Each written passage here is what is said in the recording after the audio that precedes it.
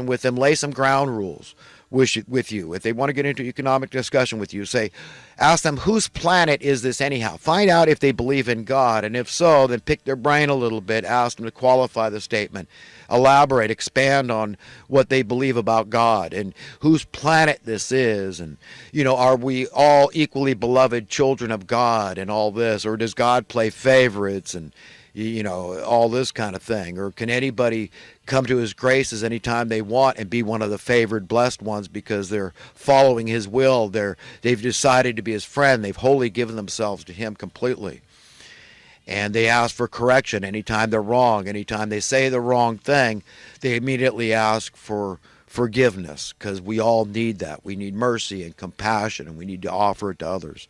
But you need to, set some ground rules with anybody that want to talk economics with you. And if you think they're trying to talk over your head, they want to get into credit, default swaps and derivatives and all this fancy lingo. And, oh, well, I've got a degree from Harvard in economics. You don't know what the hell you're talking about. I mean, I learned how to be a brown nose and be the wolf of Wall Street, and I've made a fortune. So, you're going to teach me something? You're poor.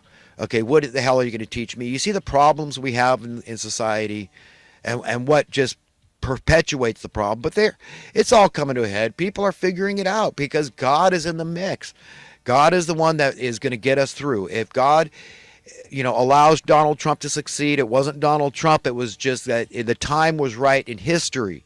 That's what, the time was not the time. When JFK was murdered, it wasn't the right time. But if Donald Trump's a real deal, he understands the stuff I'm talking about.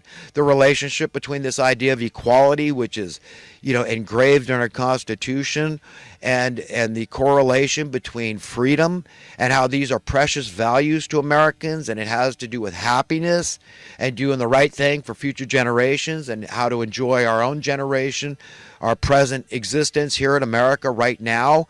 We've got to fight this good fight, and we've got to be at least free to say what we have to say.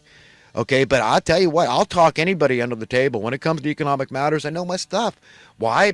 Not because I have a Harvard degree, but because I was really interested in getting to the bottom of things, finding out why the problems don't go away, the economic problems. I mean, progress. I mean, I was always just puzzling and quizzing myself over this. Why don't the problems get better?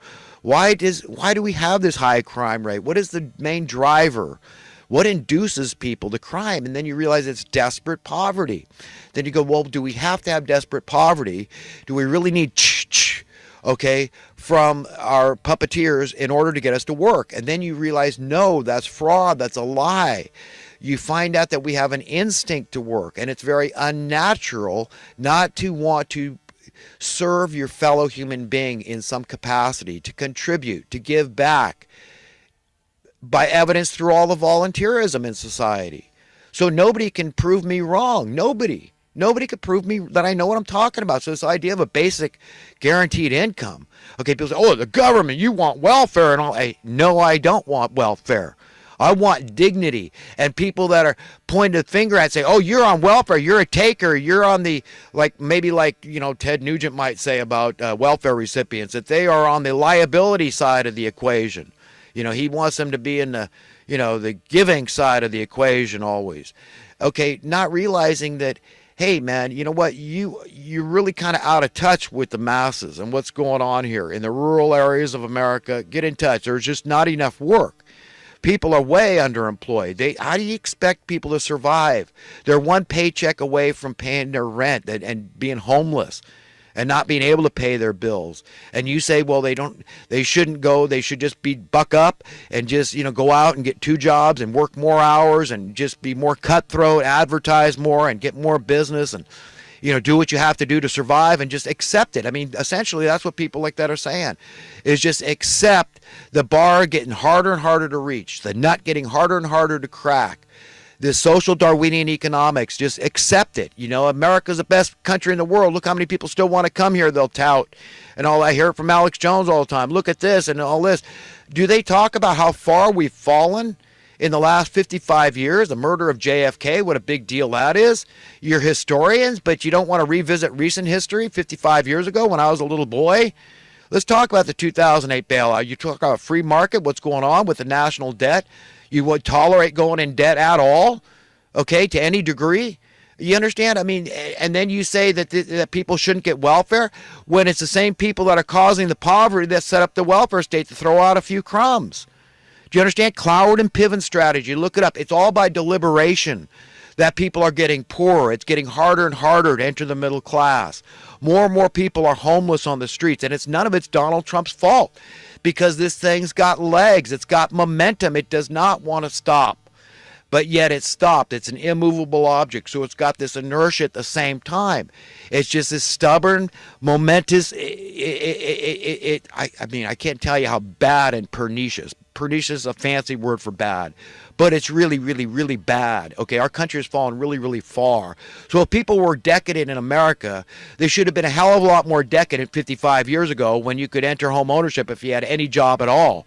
Middle class home ownership, any job, minimum wage job. Talk about it. Talk about the math that's been done, how it's been proven that the equivalent worth of $1.50 an hour 55 years ago, minimum wage, would be over $40 an hour on average across America. I'm not hearing Alex Jones talk about these facts.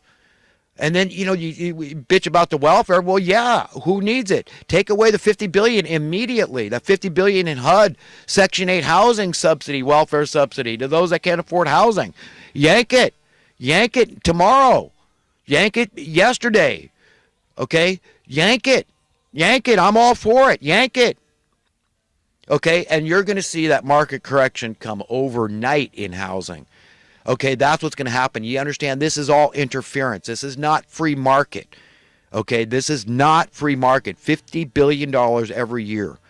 You understand? I mean, I'm amazed there's not more crime in America. With all the homeless people out there, all the incentive they have to go commit a crime and to be safely ensconced behind bars with medical care and 3 hots and a cot and free utilities, so free rent and all this stuff at the expense of the taxpayers, $50,000 a year per inmate. And people are going to look down on the homeless out there. And what did Jesus say? He says, whatsoever you do or fail to do. How you view the homeless is how you view Jesus. It's in your heart. God is watching your heart, man. He knows what's in your mind, those thoughts you cultivate and cradle.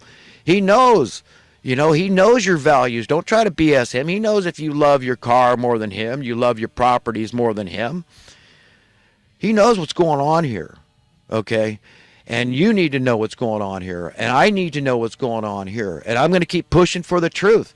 Keep tapping in. It's the truth there, the Spirit of truth, the Holy Spirit of God. It goes under many names.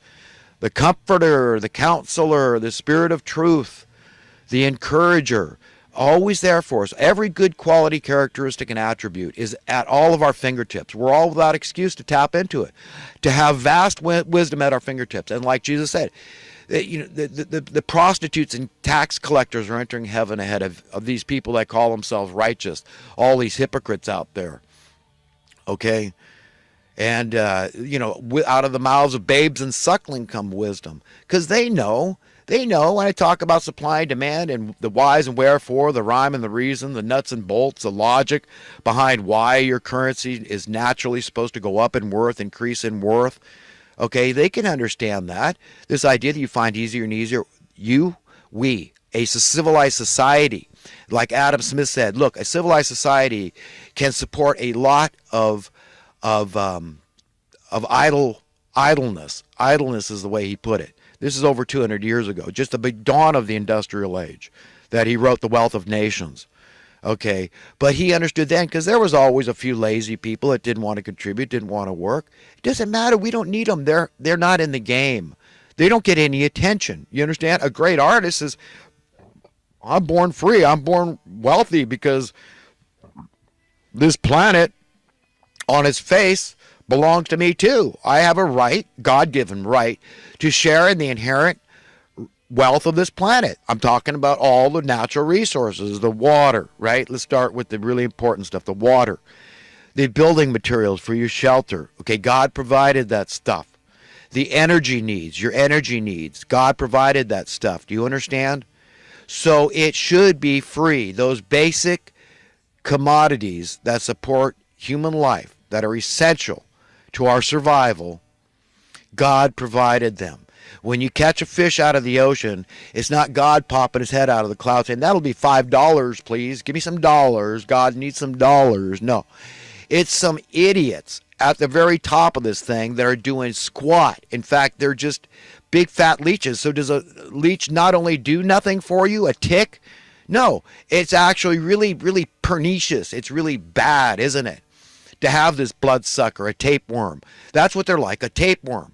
Honest, economically speaking, and who is it? Who's this burden falling on? Who's this destruction of the welfare of their essence falling on? It's falling on the poor the hardest, and they need this. It might sound super cynical, but it's true. If it's